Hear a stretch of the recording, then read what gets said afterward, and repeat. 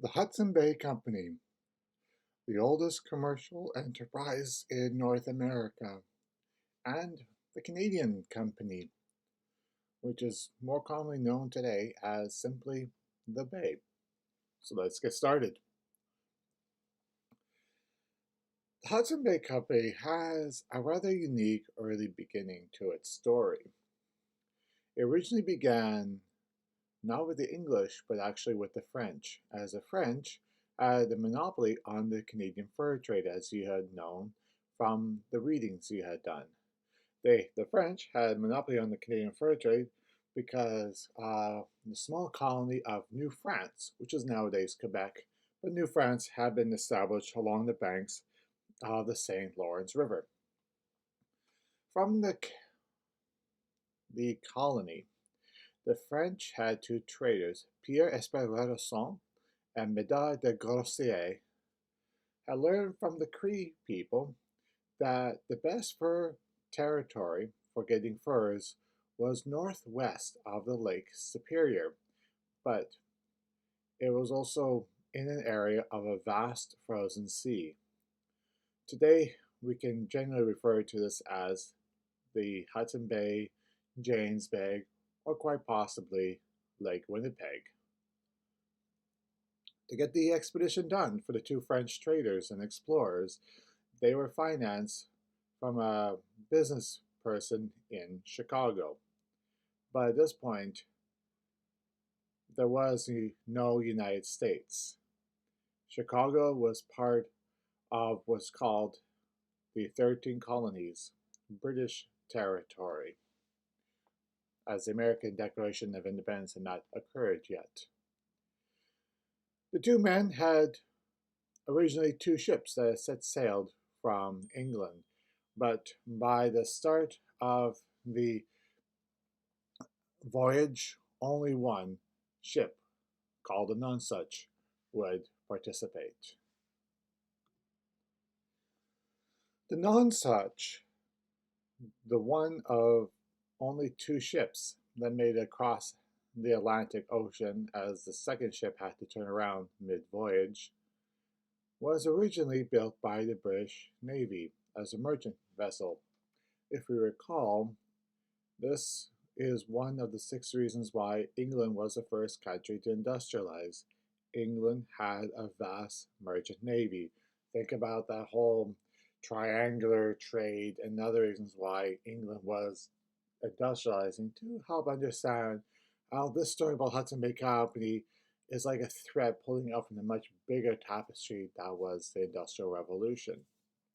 Now, the word Nonsuch is a rather old word, but it essentially means unequaled.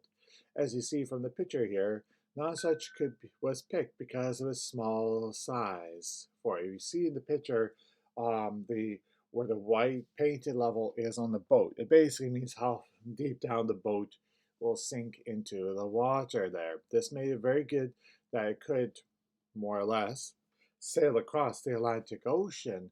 But once that was done, it could navigate through shallow rivers and streams and lake beds there. Plus, in the wintertime, the boat can be hauled out of the water um, and turned into a kind of like a boat cabin. It's kind of an interesting way to think about it. Imagination with the sailing boat, snow pile around it, and the canvas acting like tarps. It's kind of an interesting imagery that can be put together in the mind there. It's very Canadian, really, when you think about it. But that's how the expedition to find this land for the fur trade began. And these two men were more or less kind of successful, even though they were kind of arrested by the French authorities for doing illegal fur trade work. If you're an enemy of the French government, then you're a friend of the British government. So, on May 2nd, 1670, King Charles II signed a charter that granted the company a monopoly over the fur trade in British North America. There, this flag is very, very British with the red in color, and also in the top left corner, Yep, that is the same flag they use today, the Union Jack, there, with the name HBC.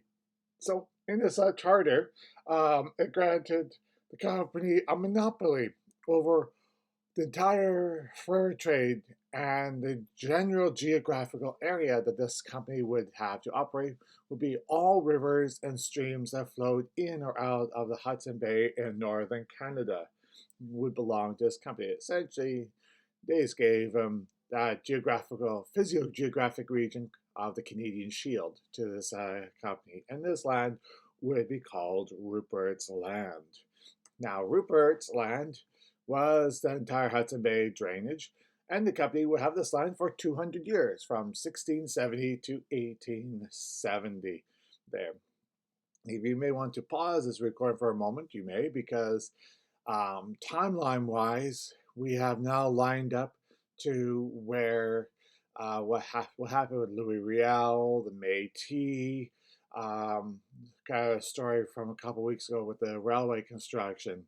Uh, there's some overlapping happening. But the reason why it was called Rupert's Land was Prince Rupert, who happened to be the first cousin to Charles II, who paid for it, was named the first director of the company. And Rupert's Land was just under 4 million square kilometers, 3.9 million square kilometers, or about 1.5 million square miles, was the drainage for it. It essentially was 1/3 of the entire country of Canada is today.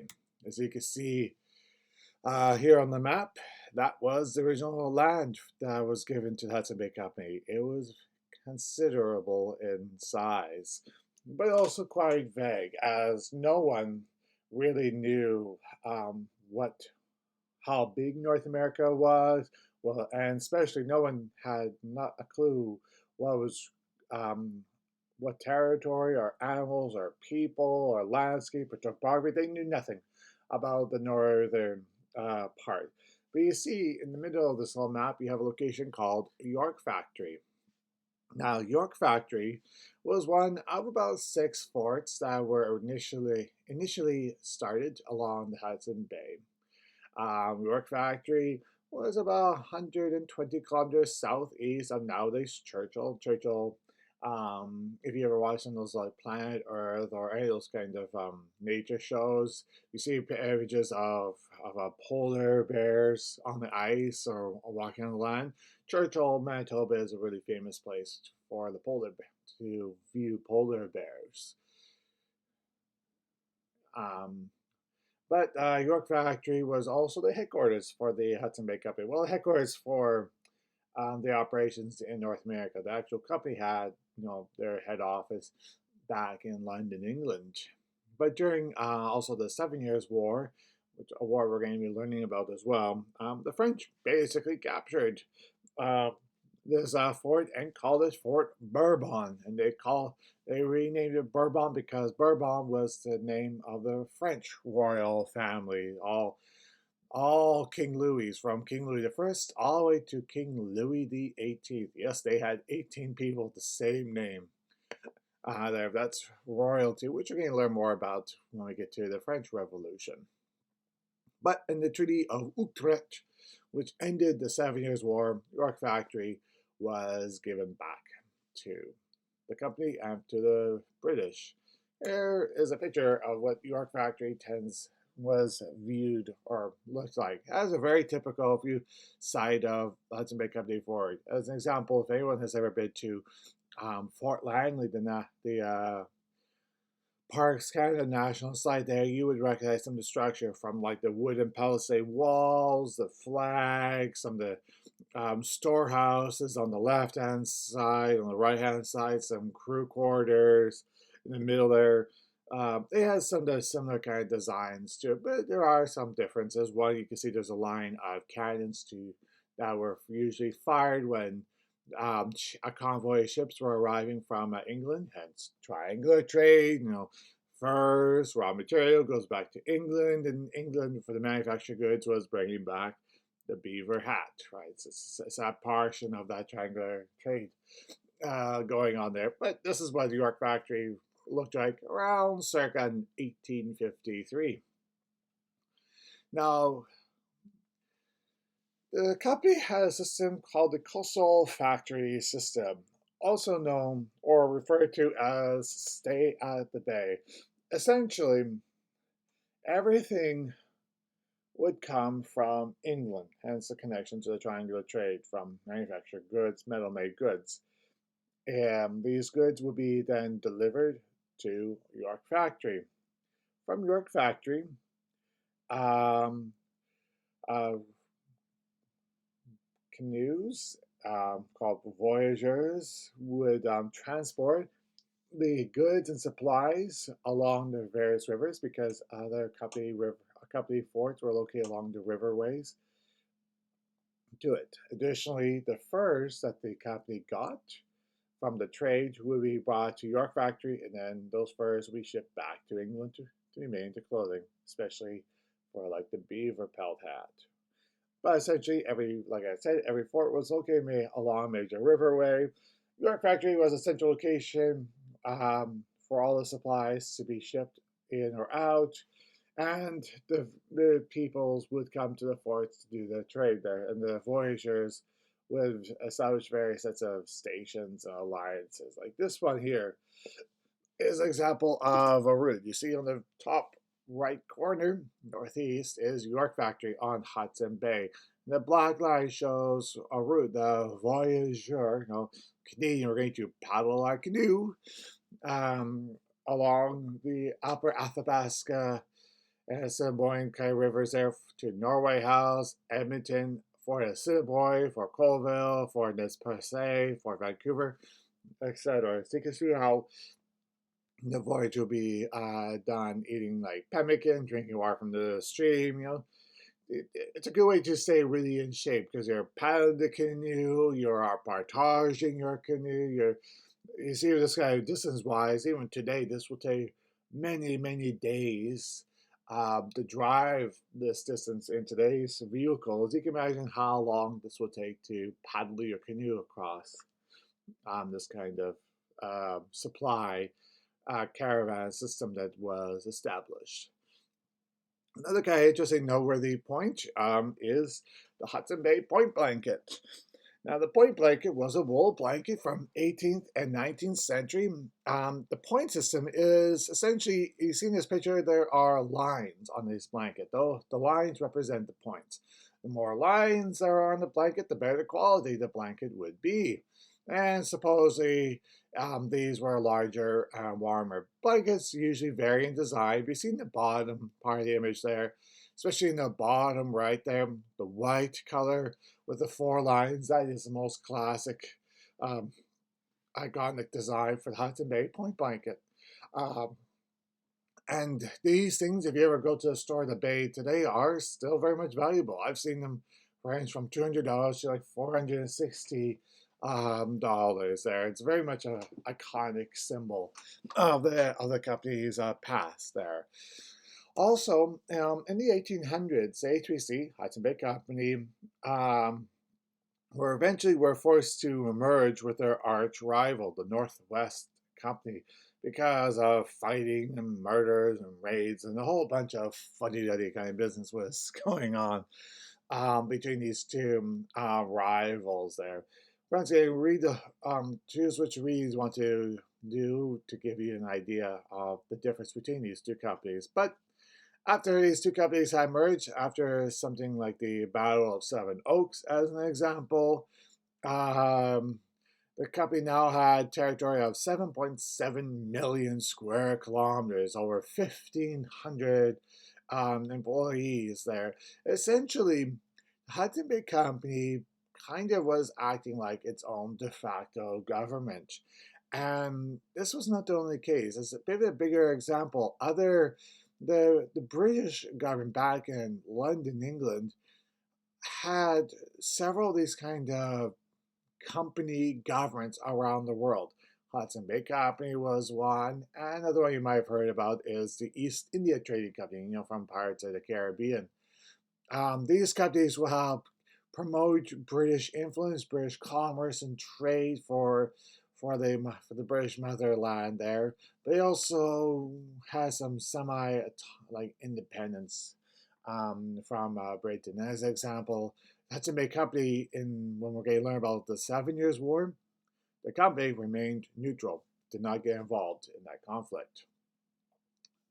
But also with the company in the 1800s, their territory went all the way down to San Francisco and was also assigned to make its own money. So yeah, they were acting like their own de facto government.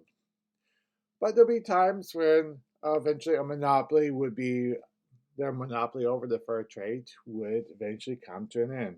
Now, monopoly, yes, it's a board game, but monopoly basically means when one company or organization really controls almost like 100%, almost virtually controls the entire commodity or goods or service of something there. That's monopoly.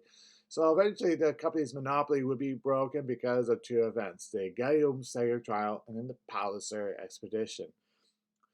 On your charts, the Guillaume Sayer trial was the first that broke the monopoly. What kind of events happened was Guillaume Sayer was a Métis fur trapper and a trader, and he was accused of illegal trading of furs, and he was brought to the court of Assiniboia. Remember that name, Assiniboia? That's Red River, no, Winnipeg, the Red River Resistance time, and was put on trial for illegal trading. Before, the company was essentially able to rig the result. The judge was hired by the company, lawyers, jury, like everything was hired and controlled by the company. So it kind of knew what the verdict was. So the consequence of this trial would be, even though Guillaume Sayer was not found guilty of illegal trade, no fine or punishment was levied. He basically was given like a slap on the hand and said, "Shame on you." The significance is that the company can no longer use the courts, which is called corruption, extortion even, but the company cannot use the courts to manipulate the results to ensure everyone does what they do just for the company. There. The second one was the Palliser expedition. The Palliser expedition, well, background for it is that this was connected to the CP railway construction. This was an expedition that happened before the actual railway was being built. The expedition was sent out to explore and survey the prairies in the Western Canada from 1857 to 1860. The purpose of this was to explore possible routes for the railway that John A. MacDonald wanted to have built, and also discover new species of plants and find out about the landscape, make some alliance with the First Peoples, all that kind of stuff. And the consequence of this action or this expedition for the company was it proved the Hudson Bay Company was wrong about the land. For basically a couple hundred years, the company had been saying that the land was barren and inhospitable, not suitable for human life or settlement to occur, where in fact the expedition came back and said, no, it's fine. It's actually really good for farming. There are lots of people already, for indigenous peoples, live in the Canadian prairies. So this was a complete credibility disaster for the company and showed the company had been lying the entire time. These two examples that the expedition along with the trial will also be part of the background to that overall Louis Riel and the Red River resistance situation that we learned about before. Wrapping this up, there's a few things I'd like to also mention. One is the role that women had for the company. Essentially, the company's success was because of the First Peoples women. The women were strong. They were valuable for the company and their employees on these long distance traveling routes. A woman could actually carry twice as much of weight than a European man could carry. One woman was worth at least two men in the worth of cost. Women can make savings. They can repair clothing. They can be mediators. They can perform alliances. Essentially, the company's success was because of the women there. And also, last but not least, what's the company today? So what we discovered now was a bit of an interesting historical look into the Hudson Bay Company, the oldest commercial company in North America. In 1970, they had their 300th birthday, so they've been around even longer than that. The headquarters now is no longer York Factory up in northern Manitoba. Their head office is in Toronto, the biggest city in the country. It's called the Bay, has over 70,000 employees, and over 12 years ago, they had a yearly revenue of $7 billion.